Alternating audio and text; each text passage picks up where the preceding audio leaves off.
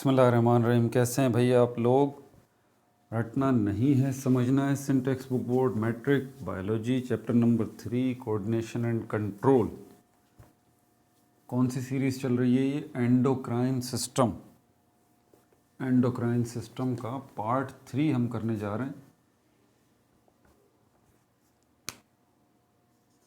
Part 3 और इसमें हम कौन सा ग्लैंड जो है वो डिस्कस करने जा रहे हैं। इसमें हम दूसरा ग्लैंड जो है वो इस सीरीज़ का थायराइड ग्लैंड जो है वो डिस्कस करने जा रहे हैं। कॉपी पेंसिल ले लीजिए, लेक्चर को नोट करना है और मुस्कुराते रहना है। क्या है ये?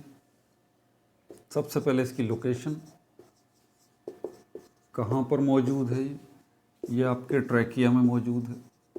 जिन्होंने मेरे respiratory system, human respiratory system की वीडियोस देखी हैं उनको पता है कि ट्रैकिया क्या है।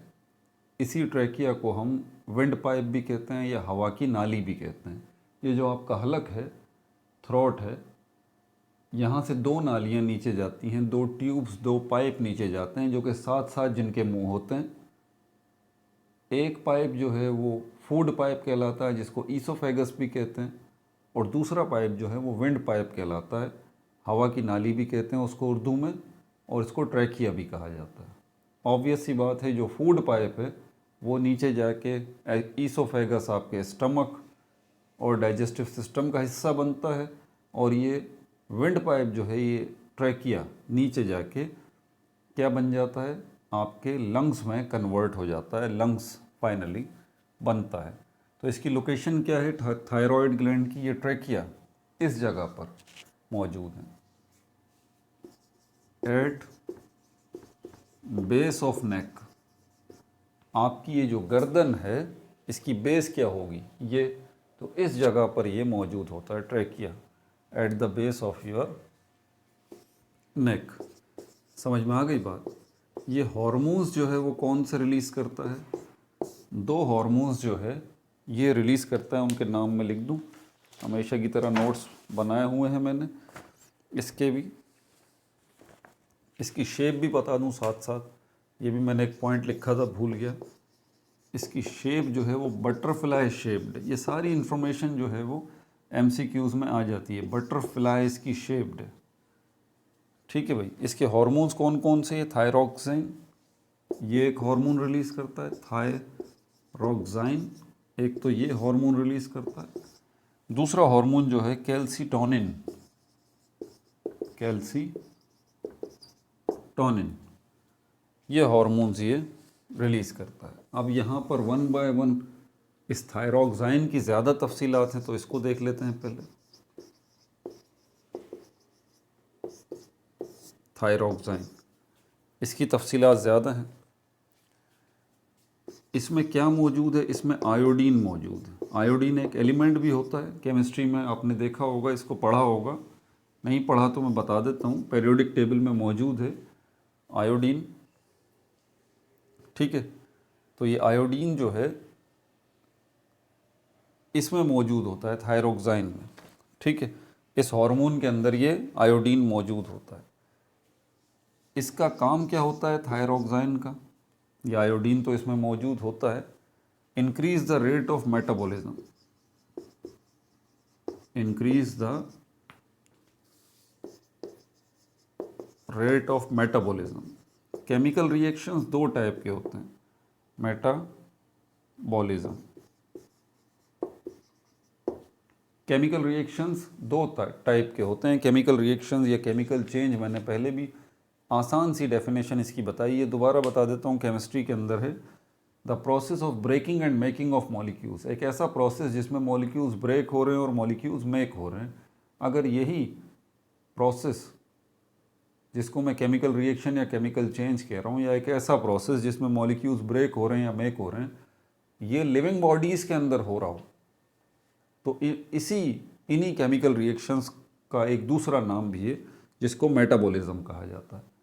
समझ आ गई बात? तो metabolism is a type of chemical reaction which is present या और which occurs only in living bodies. ये दो तरह का होता है, कैटाबॉलिज्म और एनाबॉलिज्म। जिसकी तफसीलात में तो फ़िलहाल नहीं जाएंगे। तो लिविंग बॉडीज़ के अंदर जो केमिकल रिएक्शंस की स्पीड को बढ़ाने वाले हार्मोन्स हैं वो ये थायरोक्साइन है। ठीक है भाई। अच्छा, और इसके अलावा क्या काम है इसका? फिजिकल ग्रोथ को इंक्रीज करता है। नंबर 3 पॉइंट आ गया, इंक्रीज करता है फिजिकल ग्रोथ को। फिजिकल ग्रोथ, ज़ाहिरी कद काठ जो बढ़ता है ना हमारा, हमारी हाइट जो बढ़ रही होती है, हाथ पैर लंबे हो रहे होते हैं, इसको फिजिकल ग्रोथ कहते हैं। तो ये इसी हार्मोन की वजह से होता है, थायरोक्साइन की वजह से। इसके अलावा हमारी जो है वो मेंटल डेवलपमेंट हो रही होती है। मेंटल डेवलपमेंट यानी कि आपका जहन जो बढ़ रहा होता है। अब ये दोनों सूरत हाल, आपकी फ़िज़िकल इंक्रीमेंट या फिज़िकल डेवलपमेंट, आपके हाथ पैरों का बढ़ना, या आपके जहन का ज़रखेज़ होना या जहन का बढ़ना, ये किस जगह के अंदर होता है? डेफिनेटली ये बच्चों में होता है। तो ये आपको कहाँ नज़र आएगा? ब्रैकेट में लिख देता हूँ, ये ख़ास तौर पे चिल्ड्रन के अंदर बहुत ज़्यादा एक्टिव होता है। क्योंकि देखें, फ़िज़िकल ग्रोथ है या मेंटल डेवलपमेंट है, ये दोनों चीज़ें बच्चों में ही होती हैं, बड़ों में तो नहीं होती, वो तो डेवलप हो चुके होते हैं। ठीक है, तो ये भी एक पॉइंट है, इसको जहन में रखिए कि बच्चों से मुताल्लिक अगर इसकी डेफिशिएंसी हो जाए, इस हार्मोन की कमी हो जाए किसी वजह से, ये थायराइड ग्लैंड जो है ये हार्मोन अगर पूरा प्रोड्यूस ना करे, तो इसके नताइज अच्छे नहीं होते। एक तो यही पता है आपको कि फिज़िकल और मेंटल रिटार्डेशन होगी, हाइट अच्छी नहीं होगी, ग्रोथ अच्छी नहीं होगी। ठीक है, आपकी सेहत अच्छी नहीं होगी, आप दूसरे बच्चों के मुकाबले में आप वीक होंगे, और आपकी हाइट भी वो नहीं होगी जो कि होनी चाहिए। इसके अलावा दूसरे बच्चों से आप थोड़े से मेंटली वीक भी होंगे। दूसरे बच्चे शार्प माइंडेड होंगे, आप थोड़े से वीक होंगे मेंटली। वो जल्दी कोई नतीजा निकाल लेंगे, आप थोड़ा सा देर से निकाल लेंगे। वो जल्दी कोई चीज़ याद कर लेंगे, आप थोड़ा सा देर से याद करेंगे। तो ये नुकसानात हैं इसके, बच्चों के हवाले से ये बात की जा रही है। इसके अलावा अगर इसकी कमी हो जाए, ये थायरोक्साइन हार्मोन जो है ये ज़रूरत से कम प्रोड्यूस हो, तो इसका एक और बुरा नतीजा निकलता है, वो थायराइड ग्लैंड का एनलार्ज हो जाना। थायराइड ग्लैंड का एनलार्ज इन साइज़ हो जाना, इसका साइज़ बढ़ जाएगा।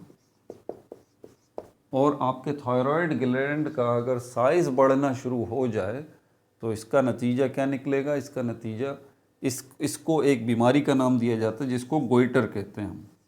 गोइटर, गूगल कर लें, आपको पिक्चर्स नज़र आ जाएंगी गोइटर की। यहाँ से ये साइज़ जो है ना, ये फूलना शुरू हो जाती है गर्दन, और एक बड़ा सा उभार गोल सा जो है वो यहाँ से आपको वाज़े तौर पे नज़र आना शुरू हो जाएगा। तो ये आपकी गर्दन जो मोटी होती जा रही है, फूल रही है, तो असल में आपकी गर्दन के अंदर ये जो थायराइड ग्लैंड्स हैं इनका साइज़ जो है वो बढ़ रहा है। इसी बीमारी को गोइटर कहा जाता है।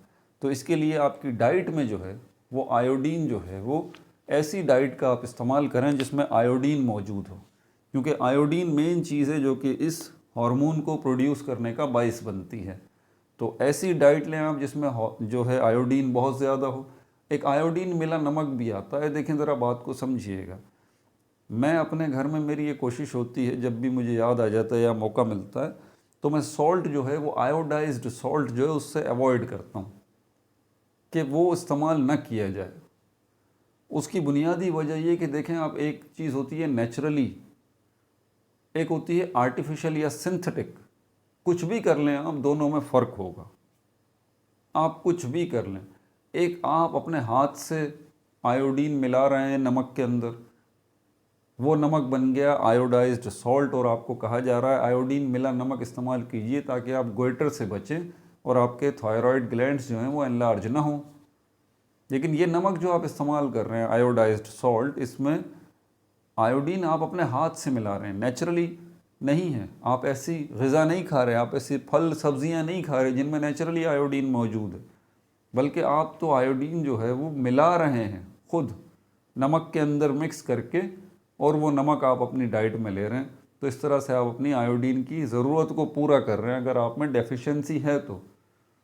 दो नुकसानात हैं। चले मान भी लिया अगर इसका फ़ायदा है, तो उन लोगों को फ़ायदा होगा ना भाई जिनको डेफिशिएंसी है, ये जिनको आयोडीन की डेफिशिएंसी ही नहीं है, जिनके पास ये थायरोक्साइन जो है वो सही प्रोड्यूस हो रहा है उनकी बॉडी के अंदर, तो उनके ऊपर क्या इफ़ेक्ट इसका बैठेगा, अच्छा होगा या बुरा होगा। तो मेरा ये मशवरा है कि इससे थोड़ा सा अवॉइड करना चाहिए और आप जो है वो ऐसा सॉल्ट इस्तेमाल करें जो कि नेचुरल सॉल्ट हो, कुदरती तौर पे। वो डल्लों वाला जो मिलता है बाज़ार से, पत्थरों वाला, थोड़ी सी मेहनत कीजिए, वो मंगवा लीजिए, वो लाहौरी नमक, और उसको घर में पीसिए। वो बड़ा फ़ायदेमंद है आपके लिए। आपके गले ख़राब हो जाएं तो आप उससे जो है वो गरारे भी कर सकते हैं, आपके जो है वो गले सही भी हो जाएंगे, और भी बहुत सारे उसके फ़ायदे हैं। समझ आ रही है बात आपको।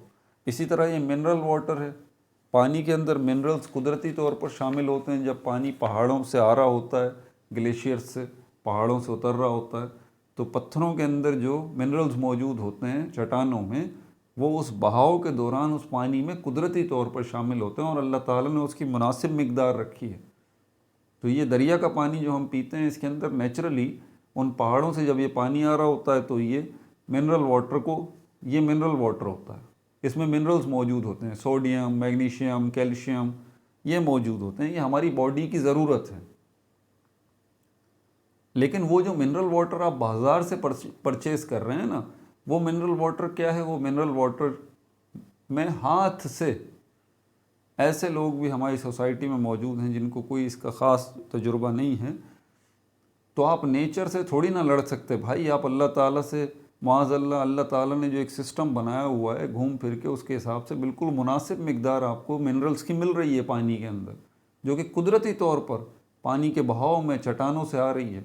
वो बिल्कुल मुनासिब मिकदार है, एडिकेट क्वांटिटी है।